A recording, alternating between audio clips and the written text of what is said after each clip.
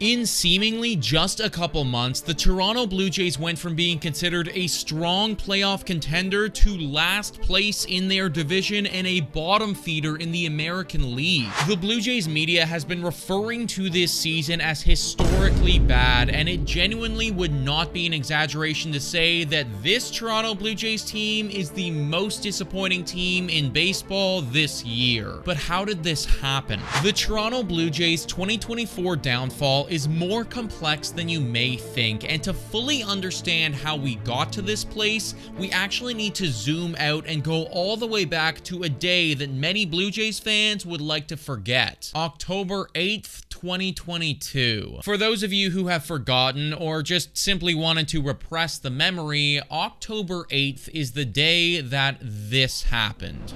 Sprinting in Springer, and Bichette and Springer collide. The ball falls, and everybody's gonna score.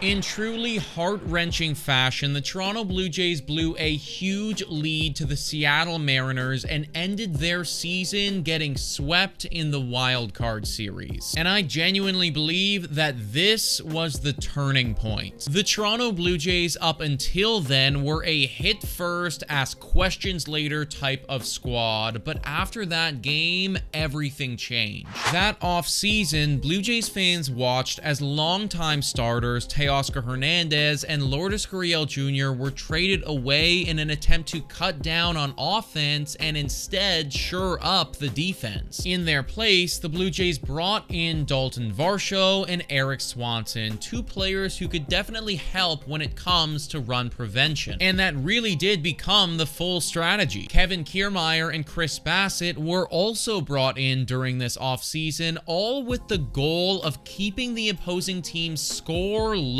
Ross Atkins clearly watched that October 8th game and vowed to never allow that to happen again. And for a time, it worked. Well, kind of. The Toronto Blue Jays in 2023 had an absolutely incredible pitching staff. Kevin Gausman was up there in the Cy Young conversations. Chris Bassett was looking like an amazing addition. Hell, even Yusei Kikuchi was feasting on the bump. And the bullpen, for the first time in a long time, was actually really good. The Blue Jays bullpen was ranked in the top 10 in ERA, and when you pair that up with the starters I just listed off, you had an absolutely locked down team whenever they were on the field. Where things took a dramatic fall off, though, was the offense. Losing Teoscar Hernandez and Lourdes Gurriel Jr. was a much bigger blow on the lineup than the management had initially expected, and the players whom we thought were gonna pick up the slack just simply weren't. Dalton Varsho, Matt Chapman, and George Springer were all playing their roles beautifully out there in the field, but were thoroughly underperforming whenever they stepped into the box. All in all, the Blue Jays moves that they made in the offseason definitely changed the identity of the ball team, but it didn't actually make them any better, and the season finished with them getting swept in the wild card once again, but this time,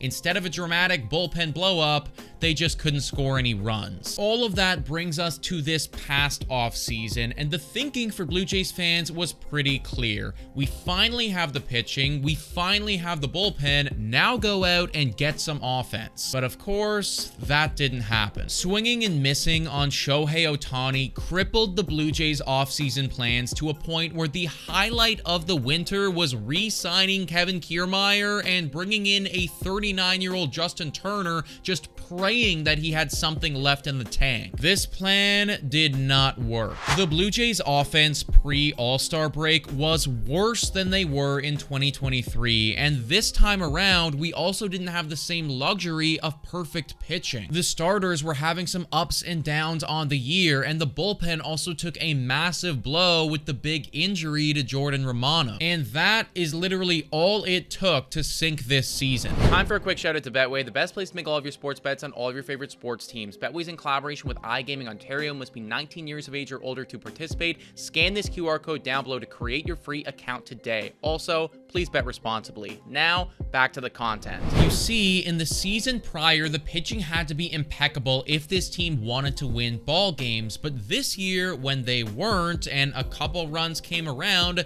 the offense just wasn't there to pick up the slack. These days, the offense has improved a little bit, currently being ranked 16th in OPS on the season, but after the trade deadline, the rotation and the bullpen was stripped clean, and now, if the Blue Jays ever do find themselves with a lead, they certainly can't hold it for 9 innings. I think that you could definitely take a more granular approach in deciphering what went wrong with this season and talk about the lack of production from George Springer, or the Bo Bichette injury, or John Schneider's managerial decisions, and whilst all of those things absolutely are all true and have contributed to this season being bad, I would argue that the root of this team's problems all started 2 years ago when the mentality of the management completely changed. This downfall of the Toronto Blue Jays is a self-inflicted one, and I truly believe that if this team is going to get better,